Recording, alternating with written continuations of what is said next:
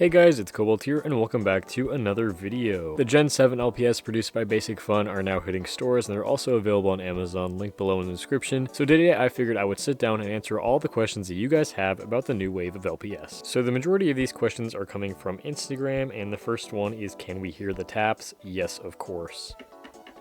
Here's this handsome man coming to see what is going on. He's walking around. Here, let me get you the good quality audio.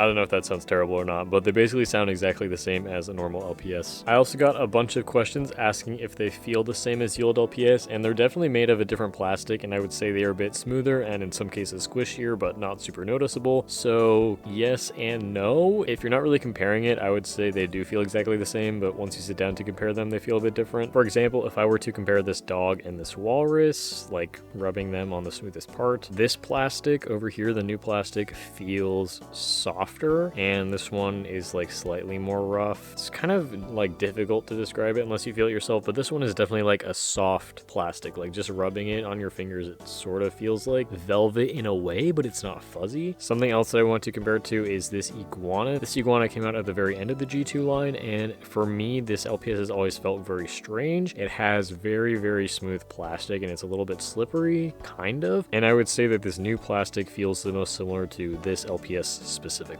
I don't know if it's just my iguana that feels like that, but if you have any experience touching this LPS iguana and comparing it to a new LPS, let me know if you also think that it feels the same. I also got a bunch of questions asking about the smell, because some people have said that they smell sort of like toxic chemicals. I don't know about that. At least for me, I've only gotten a blind box pet so far, and from all the ones that I'm hearing of people saying that they smell weird, that's from the tube LPS, so maybe those ones smell weird. Really quickly, just gonna interrupt this video. It's me, Cobalt, from the future. I now own the tube pets, and if I smell them, I would say that they smell slightly more like plastic than the blind box pets, but low-key, you guys are just overreacting. It does not smell that bad. But at least for the blind box pets, it just smells like normal plastic, like it's not noticeable to me. Let me smell a normal LPS. The normal LPS don't really smell like anything, actually. These ones just smell like new plastic if you smell them up close to your nose, but like I have not noticed any strange smell coming from the LPS. So hopefully that is not something that you have to worry about. Another big question is asking about the quality of the eyes. Are they noticeably grainy? And it varies from pet to pet. For example, just like all the photos of it, the pelicans definitely have the most grainy eyes. I have two of this one, and both of their eyes are equally pixelated. But my chameleon, on the other hand, has extremely nice and crisp eyes that don't look like they're screen printed, so it really just varies between different pets. And again, sometimes the quality between the same pets can vary as well, so it's a bit of a hit or miss. There's definitely some quality control issues with these new LPS, but for the most part, unless you're looking extremely closely, a lot of them are not super noticeable in the pixelation. And that kind of goes hand in hand with the next question, which is, do you notice any quality issues or errors? Yes, I definitely do. The most noticeable one is this otter. The one that I got from Basic Fun has no issues on it, but the one that I bought from GameStop has a very messed up neck, like the paint is all kind of peeled off. But I think the one that probably varies in quality the most is the bull, or possibly the Himalayan cat, just because they have the airbrush detail on them, which definitely makes the eyes look more pixelated. And there's also sort of like this paint spill error here that's a little bit on both of them, but it's definitely worse on this one. So again, some are definitely worse than others, but it's hard to tell. You just gotta get lucky, I guess. And if I were to say if the quality is better, worse, or the same as the old pets, I would say slightly worse or the same. The only reason why I say slightly worse is because they are using cheaper materials. Basic Fun has come out and said that, but that's also because they want to lower the cost for the consumer, which is something that I personally appreciate. So overall, the quality issues are not really issues for me, but that's also me as an LPS customizer. I'm really just here for the base, and the base is perfect, so no complaints from me. Are they awesome? Yes, absolutely they are. I am so excited for LPS to finally be back in stores. Like, this is still so surreal, even though I'm sitting here surrounded by them right now. The next one is mostly just an opinion question. Do I like every single G7 LPS, or are there some that I don't want? There's definitely some that I don't want. I do not like all of them, just like the original run of LPS. I do not like all of them, and the ones that I don't like, I'll probably just turn into customs, because luckily I do like all of the bases that they used, and I'm very glad that they are branching out and using some of the lesser used bases. Are their heads squishier than G2 pets? Yes, definitely, but again, the squishiness of of them varies between pet to pet. Some of them are pretty hard and some of them are pretty squishy, but it's not really super noticeable unless you're actively squishing them. For example, this chameleon's head is pretty hard, but this dog's head